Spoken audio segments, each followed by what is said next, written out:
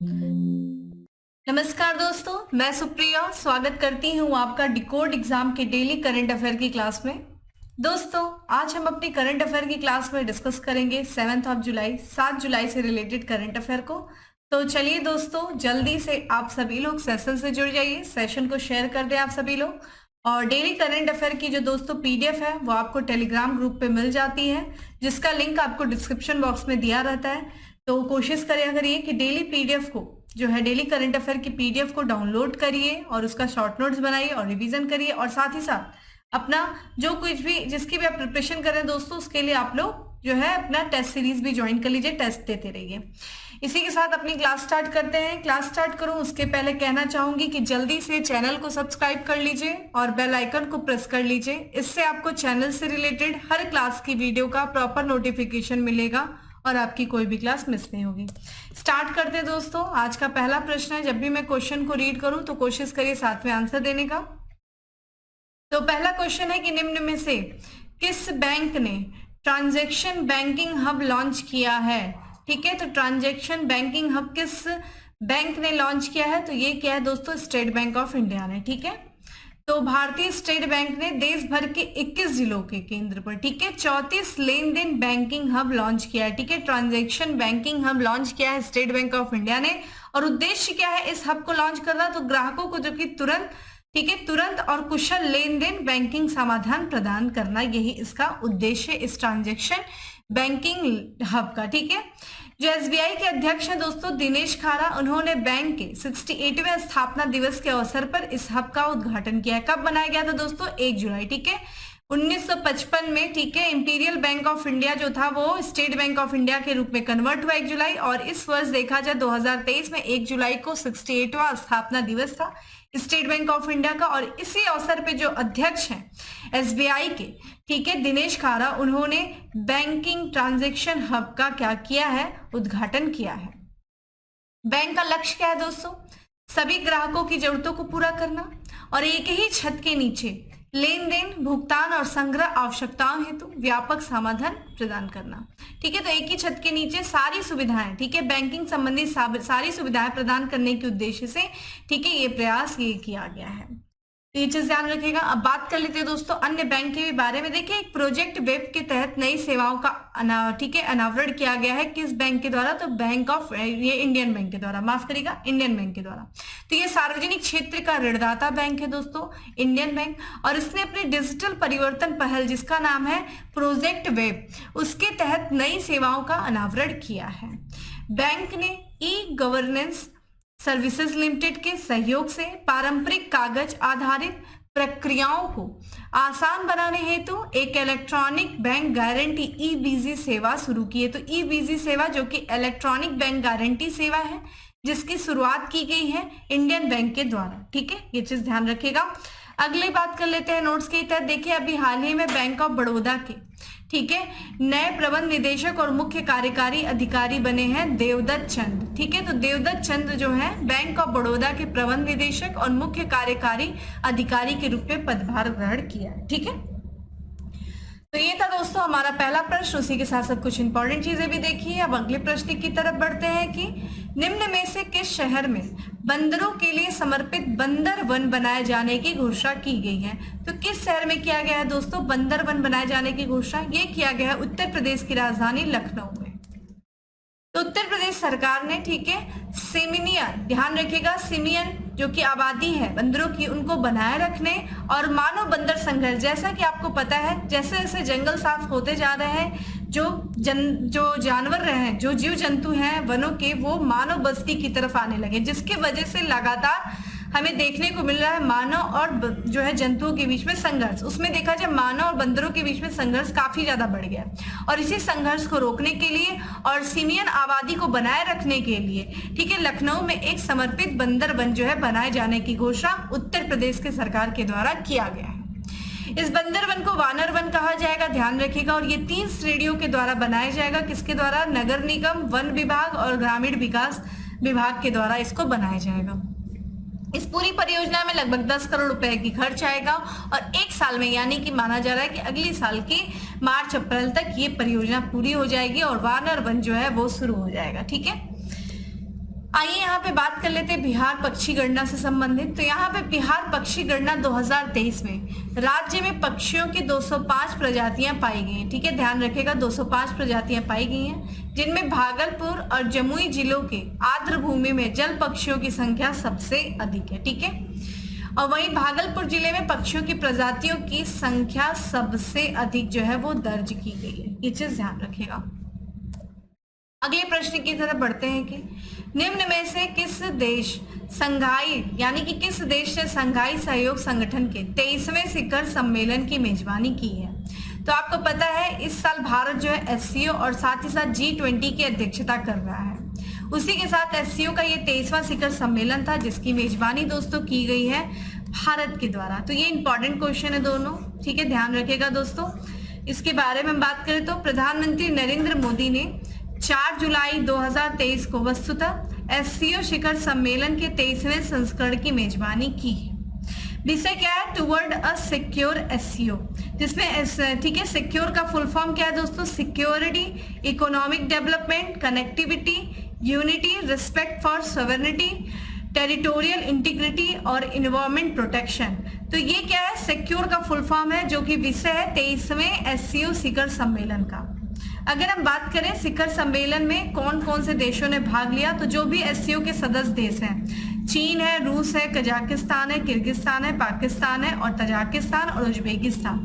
साथ ही साथ दोस्तों भारत ने इसकी अध्यक्षता की। भारत भी एससीओ का सदस्य है। भारत और पाकिस्तान 2017 में एससीओ के सदस्य बने थे। तो सदस्य देशों ने इस शिखर सम्मेलन में दोस्तों भाग लिया। वही बात करें पर्यवेक्षक राज्य के रूप में ईरान ने, बेलारूस ने और मंगोलिया ने इसमें भाग लिया। वही अतिथि देश में रूप में कौन था दोस्तों? तुर्कमेनिस्तान। ध्यान रखिएगा ईरान भी इस वर्ष हो सकता है एससीओ का सदस्य बन जाएगा। ठीक है, तो ये था दोस्तों, हमने देखा कि शिखर सम्मेलन 23वें एससीओ शिखर सम्मेलन की जो मेजबानी की गई है वो किया गया है, ठीक है, भारत के द्वारा। वहीं हम बात करें दोस्तों यहाँ पे G20 के तहत जो है research and innovation initiative gathering, ठीक है, research and innovation initiative gathering यानी कि रिग शिखर सम्मेलन और अनुसंधान मंत्रियों की जो बैठक हुई है वो कहाँ पे आयोजित की गई है? वो महाराष्ट्र की राजधानी मुंबई में आयोजित की गई है। वही बात करें इस बैठक में 2023 समाज हेतु अनुसंधान और नवाचार विषय के तहत भारत द्वारा कुल 5 रिग बैठकें आयोजित की गई हैं। ठीक है, ये चीज ध्यान रखिएगा।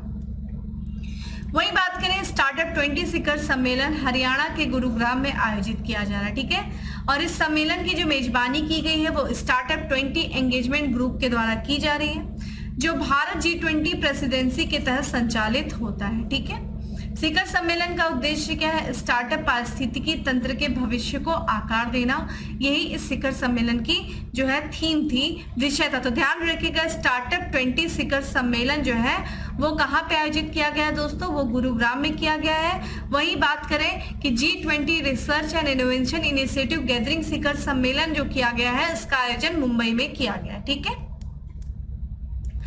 अगले प्रश्न की तरफ बढ़ते हैं। अगला प्रश्न है कि प्लास्टिक उत्पाद बैग पर प्रतिबंध लगाने वाला पहला देश कौन सा बन गया है? तो ध्यान रखिएगा ये बन गया है न्यूजीलैंड। ठीक है, न्यूजीलैंड जो है वो प्लास्टिक उत्पाद बैग पर प्रतिबंध लगाने वाला पहला देश बन गया है। इसके बारे में देखें तो न्यूजीलैंड सुपरमार्केट में प्लास्टिक उत्पाद बैग पर प्रतिबंध लगाने वाला पहला देश बन गया है। ठीक है, जो सुपरमार्केट होती है उसमें किसी भी तरह का प्लास्टिक जो है बैग वो नहीं दिया जाएगा। ठीक है, ग्राहकों को इसके प्रति प्रतिबंध लगाने वाला जो पहला देश बन गया है वो न्यूजीलैंड है। तो न्यूजीलैंड में फलों और सब्जियों के संग्रह के लिए सुपरमार्केट में आमतौर पर जो है पतली प्लास्टिक बैग थैलियों का जो इस्तेमाल किया जाता था उसको क्या किया गया? उसको प्रतिबंध लगा दिया गया है।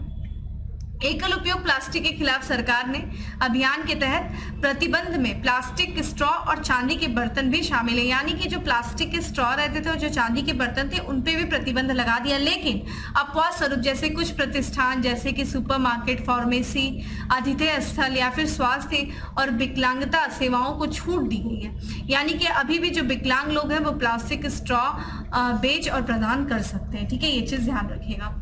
वही बात करें यहाँ पे न्यूजीलैंड में 2019 में ही जो है प्लास्टिक बैग को घर से ले जाने में, ठीक है, यानी कि घर ले जाने में प्रतिबंधित कर दिया गया था। वहां पे 2019 में ये नियम लाया गया था कि जिनको भी मार्केट में जाकर के सामान लेना है, खरीदारी करनी, उन्होंने अपने घर से, ठीक है, एक टोट बैग जो है लेके जाना होगा, क्योंकि वहां पे प्लास्टिक बैग पे पूरी तरह से प्रतिबंध कर दिया गया था, लगा दिया गया था प्लास्टिक बैग पर। उसके बाद जो ग्राहक होते थे जब खरीदारी के लिए जाते थे तो वो जो है टोट बैग होता है उसका इस्तेमाल करते थे। ठीक है, चूंकि हम बात करें न्यूजीलैंड की तो आइए यहाँ पे प्रशांत पैसिफिक ओशियन और तस्मान सी के बीच में स्थित ये न्यूजीलैंड है, जिसकी राजधानी ध्यान रखिएगा वेलिंगटन है। ध्यान रखिएगा जो न्यूजीलैंड है वो दो भागों में नॉर्थ आइलैंड और साउथ आइलैंड में बटा हुआ है, जिसमें वेलिंगटन जो है जो इसकी राजधानी है वो नॉर्थ आइलैंड पे है। इसकी जो करेंसी है मुद्रा है वो न्यूजीलैंड डॉलर है और सम्राट जो है वो चार्ल्स तृतीय हैं। वही प्रधानमंत्री क्रिस हेपकिंस जो है वो यहाँ के प्रधानमंत्री है। ठीक है, ध्यान रखिएगा। आते हैं दोस्तों अगले प्रश्न पे। अगला प्रश्न है कि प्रधानमंत्री नरेंद्र मोदी ने किस राज्य में साई हीरा ग्लोबल कन्वेंशन सेंटर का उद्घाटन किया है? तो किस राज्य में साई हीरा ग्लोबल कन्वेंशन सेंटर का उद्घाटन किया गया है प्रधानमंत्री जी के द्वारा? तो दोस्तों ध्यान रखिएगा ये किया गया आंध्र प्रदेश में। तो प्रधानमंत्री नरेंद्र मोदी ने आंध्र प्रदेश के पुट्टीपर्थी में साई हीरा ग्लोबल कन्वेंशन सेंटर का उद्घाटन किया। ठीक है, ध्यान रखिएगा आंध्र प्रदेश के पुट्टीपर्थी में किया है। और ये कन्वेंशन सेंटर ध्यान रखिएगा आध्यात्मिक सम्मेलन और शैक्षणिक कार्यक्रम का केंद्र होगा। ठीक है, तो यहाँ पे अध्यात्म से संबंधित और शैक्षणिक जो कार्यक्रम होगा उसका आयोजन यहाँ पे किया जाएगा। यहाँ पे जो श्री साई सेंट्रल ट्रस्ट है इसने जो है पट्टुपर्थी के प्रशांति निलयम में एक नई सुविधा साई हीरा ग्लोबल कन्वेंशन सेंटर का निर्माण किया है। प्रशांति निलयम ये देखा जाए तो ये मुख्य आश्रम है किसका? श्री साई बाबा का। ठीक है, श्री सत्य साई बाबा के ये मुख्य आश्रम है। समाज सेवी श्री रयकू हीरा द्वारा बना जो है दान किया गया था कन्वेंशन सेंटर। सांस्कृतिक आदान प्रदान, आध्यात्मिकता और वैश्विक सद्भाव को बढ़ावा देने का प्रमाण है। ठीक है, तो प्रधानमंत्री जी ने किस राज्य में दोस्तों? आंध्र प्रदेश में साई हीरा ग्लोबल कन्वेंशन सेंटर का उद्घाटन किया है। ठीक है, वर्चुअल माध्यम से। आते दोस्तों अगले प्रश्न पे कि हाल ही में प्रतिष्ठित पॉइंट ऑफ लाइट पुरस्कार से किसे सम्मानित किया गया है? ठीक है, तो पॉइंट ऑफ लाइट पुरस्कार से किसे सम्मानित किया गया? ये किया गया है राजिंदर सिंह धट को किया गया। ठीक है, तो अभी देखा जाए ये भारत यूके, ठीक है, यानी कि यूनाइटेड किंगडम और भारत सप्ताह समारोह का आयोजन किया गया। और इसी समारोह के दौरान ठीक है जो ब्रिटेन के प्रधानमंत्री है दोस्तों ऋषि सुनक, उन्होंने देखिए द्वितीय विश्व युद्ध जो हुआ था, समय बताइए द्वितीय विश्व युद्ध का कब हुआ था? ये मुझे टाइम पीरियड बताइएगा कब हुआ था? Second world war. ठीक है, किस टाइम हुआ था? इसमें एक जो है अंतिम जीवित सिख सैनिक थे जो इस युद्ध में लड़े थे, जो इस युद्ध में भाग लिए थे, जिनका नाम है राजिंदर सिंह। ठीक है, धट। इनको अभी ब्रिटेन के प्रधानमंत्री के द्वारा पॉइंट ऑफ लाइट पुरस्कार से सम्मानित किया गया। ठीक है, तो द्वितीय विश्व युद्ध में लड़ने वाले अंतिम जीवित सिख सैनिक थे। ठीक है, और इनको जो है राजिंदर सिंह को जो है पॉइंट ऑफ लाइट पुरस्कार से सम्मानित किया गया, जिनकी तस्वीर आप स्क्रीन पे देख रहे हैं। ठीक है, राजिंदर सिंह धट देखा जाए तो अविभाजित भारतीय पूर्व सैनिक संघ के पीछे प्रेरक शक्ति रहे हैं, जो एक संगठन है जो ब्रिटिश भारतीय युद्ध के दिग्गजों को एकजुट करने में केंद्रित रहा है। ठीक है, वही बात करें पॉइंट ऑफ लाइट पुरस्कार की, तो ये पॉइंट ऑफ लाइट पुरस्कार धट की असाधारण सेवा और इन दिग्गजों को एक साथ लाने में उनके अथक प्रयासों को स्वीकार करता है। ठीक है, तो एक ध्यान रखिएगा पॉइंट ऑफ लाइट पुरस्कार किसे प्रदान किया गया है? तो राजिंदर सिंह धट को प्रदान किया गया है। वही बात कर ले, अभी हम लोगों ने हाल ही में पेन पिंटर पुरस्कार के बारे में बात किया था, जो कि ब्रिटिश के लेखक है, बाल लेखक है और प्रदर्शन कवि हैं माइकल रोसे, जिनकी तस्वीर आप स्क्रीन पे देख रहे हैं। इनको जो है पेन पिंटर पुरस्कार 2023 से सम्मानित किया गया है। ठीक है, तो ये दो पुरस्कारों को हम लोगों ने देखा। बात करते दोस्तों अगले प्रश्न की केंद्रीय गृह मंत्री अमित शाह ने किस राज्य में देश के पहले सहकारिता से संचालित सैनिक स्कूल की आधारशिला रखी? तो देखिए जाइए, सहकारिता से संचालित देश का पहला सैनिक स्कूल है जिसकी आधारशिला केंद्रीय गृह मंत्री अमित शाह जी के द्वारा रखी गई है।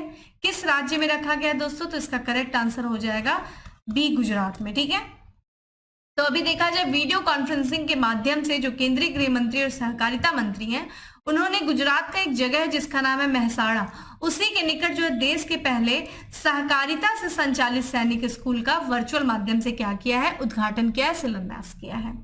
इस जो है उद्घाटन समारोह के दौरान जो गुजरात के दोस्तों मुख्यमंत्री हैं भूपेंद्र पटेल और राज्य के जो वरिष्ठ कैबिनेट मंत्री हैं वो भी इस अवसर पे उपस्थित थे।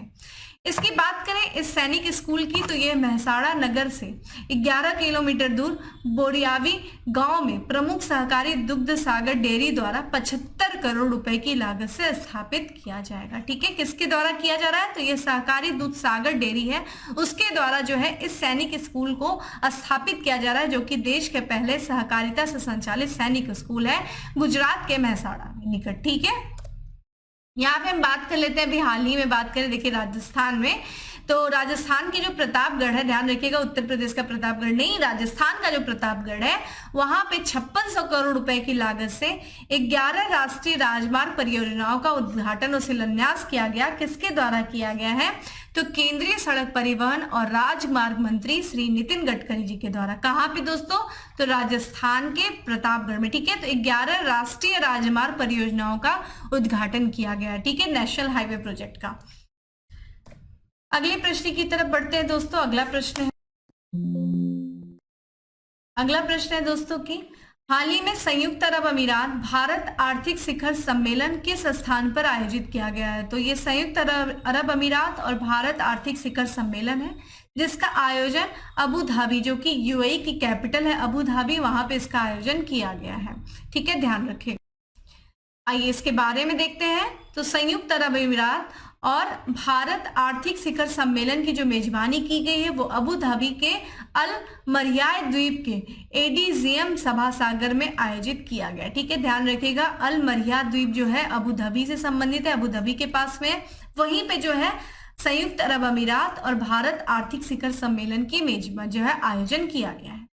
इसमें देखा जाए सम्मेलन में जो संयुक्त अरब अमीरात और भारत आर्थिक शिखर सम्मेलन है, इसमें सहकारियों को बढ़ावा देना, फाल्कन और टाइगर अर्थव्यवस्थाओं को एकजुट करना थीम के तहत आयोजित किया गया था। ठीक है, इस सम्मेलन को वही बात करें दोस्तों, इसकी जो मेजबानी की गई है, ठीक है, वो एसबीआई कैपिटल मार्केट्स लिमिटेड और अबू धाबी ग्लोबल मार्केट के संयुक्त रूप से किया है। ठीक है, किसने किया है, एसबीआई कैपिटल मार्केट और अबू धाबी ग्लोबल मार्केट ने संयुक्त रूप से इस सम्मेलन की मेजबानी की है। ठीक है, वही बात कर लेते हैं। अभी हाल ही में यूएई ने एक नया मंत्रालय, निवेश मंत्रालय की स्थापना की। तो आपसे पूछा जा सकता है कि किस देश की सरकार ने निवेश मंत्रालय की स्थापना किया है, तो यूएई यानी कि यूनाइटेड अरब अमीरात। वहीं देखा जाए सऊदी अरब जो है 2027 में फुटबॉल एशियाई कप की मेजबानी करने की घोषणा किया है। तो ध्यान रखिएगा, फुटबॉल एशियाई कप 2027 की जो मेजबानी करेगा वो सऊदी अरब करेगा। ठीक है, अगले प्रश्न की तरफ बढ़ते हैं कि निम्न में से किस राज्य में विश्व प्रसिद्ध श्रावणी मेले का देवघर में उद्घाटन किया गया। ठीक है, तो श्रावणी मेले का जो कि देवघर में उद्घाटन किया गया, कहाँ किया गया दोस्तों, झारखंड में किया गया। ठीक है, यहाँ पे बात करें तो झारखंड के कृषि मंत्री हैं बादल पत्रलेख, इन्होंने देवघर में श्रावणी मेले का क्या किया है दोस्तों, उद्घाटन किया है। ठीक है, कृषि मंत्री के द्वारा किया गया है। मंत्री ने झारखंड के देवघर में बाबा बैद्यनाथ धाम मंदिर में आषाढ़ पूर्णिमा के अवसर पर पूजा अर्चन कर रहे मेले का उद्घाटन किया है। राज्य सरकार की ओर से कांवरियों के लिए बाबा बैद्यनाथ के जलाभिषेक पूजा की व्यवस्था भी की गई है। वही अगर हम लोग देखें इसको श्रावणी मेला, तो ये ध्यान रखिएगा ये 2 महीने तक इस मेले का आयोजन किया जाएगा। ये 3 जुलाई से शुरू हुआ है, 7 सितंबर तक ये आयोजन किया जाएगा। और बाबा बैद्यनाथ धाम की बात करें मंदिर की, तो ये देश के जो 12 ज्योतिर्लिंग है उनमें से एक है। चलिए आज आपका काम है, आप देखिए कि 12 ज्योतिर्लिंग कौन कौन से कहाँ पे देश के किस किस स्थान में स्थित है। इन 12 ज्योतिर्लिंगों के बारे में आप थोड़ा सा गूगल सर्च करिए। ठीक है, बताने की जरूरत नहीं, लेकिन खुद से भी खुद से सर्च करिए, खुद से देखिए कहाँ पे, ये आपको नॉलेज में होना चाहिए। अब आते दोस्तों आज के लास्ट प्रश्न की। आज का हमारा लास्ट प्रश्न है कि केंद्र सरकार ने दुष्कर्म पीड़ित नाबालिग लड़कियों हेतु किस योजना की शुरुआत की है। तो जो नाबालिग लड़कियां होती हैं जिनके साथ कोई दुष्कर्म किया गया होता है, उनकी सहायता के लिए उनके लिए जो है कुछ योजना की शुरुआत केंद्र सरकार के द्वारा की गई है। वो कौन सी योजना है दोस्तों, तो मिशन वात्सल्य योजना है। ठीक है, मिशन वात्सल्य योजना। आइए इसकी व्याख्या देखते हैं दोस्तों। तो केंद्र सरकार ने दुष्कर्म पीड़ित नाबालिग लड़कियों के गर्भवती होने पर परिवारों द्वारा उनका परित्याग करने के संबंध में मिशन वात्सल्य योजना के अंतर्गत एक नई राहत योजना आरंभ किया है। ठीक है, तो ध्यान रखिएगा, जो महिलाएं, जो लड़कियां होती जिनके साथ अगर कोई जो है दुष्कर्म किया रहता है, उस दौरान अगर वो गर्भवती हो जाती है, तो अगर उनके परिवार वालों ने उनका परित्याग कर दिया है, उन्हें छोड़ दिया है, तो इसी के संबंध में, ठीक है, उनको राहत सहायता देने के लिए केंद्र सरकार ने मिशन वात्सल्य योजना की शुरुआत की है। इसके तहत क्या होगा, तो जो नाबालिग है, जिनके परिवार वालों ने उनको त्याग दिया है, उन्हें आश्रय प्रदान किया जाएगा, उन्हें भोजन और कानूनी सहायता, इन सब के माध्यम से जो है उनको सहायता प्रदान की जाएगी। यहाँ पे जो महिला एवं बाल विकास मंत्री दोस्तों स्मृति ईरानी, इन्होंने देखा जाए, इनके अनुसार देखा जाए तो निर्भया योजना के तत्वाधान में आरंभ की गई नई योजना का उद्देश्य क्या है, उन गर्भवती नाबालिग पीड़ितों के लिए संस्थागत और वित्तीय सहायता सुनिश्चित करना जिनके पास खुद की देखभाल करने की कोई साधन नहीं है। ध्यान रखिएगा, इसके तहत क्या किया जाएगा, तो जमीनी स्तर पर नाबालिग पीड़ितों तक मदद पहुंचाने के लिए राज्य सरकार और बाल देखभाल संस्थानों के सहयोग से मिशन वात्सल्य की प्रासंगिक, ठीक है, प्रशासनिक संरचना का भी उपयोग किया जाएगा। योजना के अतिरिक्त और क्या क्या है इसमें, तो ये इसके अतिरिक्त देखा जाए तो ये जो अतिरिक्त सहायता क्या होगी, तो बाल देखभाल संस्थान के स्तर पर देखा जाए 18 वर्ष तक की लड़कियां और जो 23 वर्ष तक की युवतियां हैं, उनकी देखभाल के लिए केंद्र भी उपलब्ध होगा। तो ध्यान रखिएगा, जो गर्भवती जो है, जो दुष्कर्म पीड़ित होती नाबालिग लड़कियां जो गर्भवती हो जाती हैं, उनके परिवारों के त्याग करने के बाद, परिवार द्वारा त्याग करने के बाद, परित्याग करने के बाद उनको जो है आश्रय, भोजन, कानूनी सहायता और भी कई तरह की सहायता जो है वो प्रदान की जाएगी। किसके तहत दोस्तों, तो मिशन वात्सल्य योजना के तहत। ठीक है, अगर आप देखें मिशन वात्सल्य, तो ये देखा जाए इस योजना का जो आरंभ किया गया था 2021 में किया गया था, स्वास्थ्य और परिवार कल्याण मंत्रालय के द्वारा किया गया था। योजना का जो क्रियान्वयन किया गया दोस्तों 1 अप्रैल 2022 को किया गया। योजना के अगर उद्देश्य की बात करें तो देश के बच्चों हेतु स्वास्थ्य और खुशहाल बचपन सुनिश्चित करना है। योजना की पहल क्या है, मुख्य पहल क्या है, दिल्ली में एक राष्ट्रीय मानव दुग्ध बैंक भी स्थापित किया गया है। ठीक है, और बजट में भी इसके बारे में बात किया गया था 2022 के बजट में। तो मिशन वात्सल्य हम ये देखें। तो दोस्तों ये था हम लोग का आज का करंट अफेयर 10 MCQ। अब बात कर लेते हैं दोस्तों किसके बारे में, फैक्ट्स ऑफ द डे के बारे में। फैक्ट्स ऑफ द डे में हमारा सबसे पहला फैक्ट्स है कि हाल ही में कला क्रांति, प्रथम कला क्रांति लाइफ टाइम अचीवमेंट अवार्ड से सम्मानित किया गया। किसे किया गया, पंडित BD बाउल को किया गया। वहीं पहला साहिवाल बछड़ा सैरोगेसी के माध्यम से पैदा हुआ किस राज्य में, आंध्र प्रदेश में। देसी गायों की खरीद पर 40,000 रुपए का अनुदान देने की घोषणा किया है, किसने किया है, उत्तर प्रदेश सरकार ने। हाल ही में अमलताश रोड का नाम बदल करके रामनाथ गोयनका मार्ग कर दिया गया है, किस शहर में दोस्तों, नोएडा में। वहीं स्टेट बैंक ऑफ इंडिया के CFO बने हैं कौन, कामेश्वर राव, ठीक है, कोदावंती बने हैं। तो दोस्तों ये था आज का हमारा करंट अफेयर। उम्मीद करती हूँ आपको अच्छा लगा होगा। अच्छा लगा है तो लाइक कर दीजिएगा, ज्यादा से ज्यादा लोगों को शेयर कर दीजिएगा। और डेली करंट अफेयर की PDF आपको टेलीग्राम ग्रुप पे अवेलेबल है, जिसका लिंक आपको डिस्क्रिप्शन बॉक्स में दिया हुआ है। जाइए, डाउनलोड करिए और अपना शॉर्ट नोट्स बनाइए। दोस्तों फिर मिलते हैं हम अपने अगले सेशन में, तब तक के लिए bye, have a good day, stay safe and stay happy.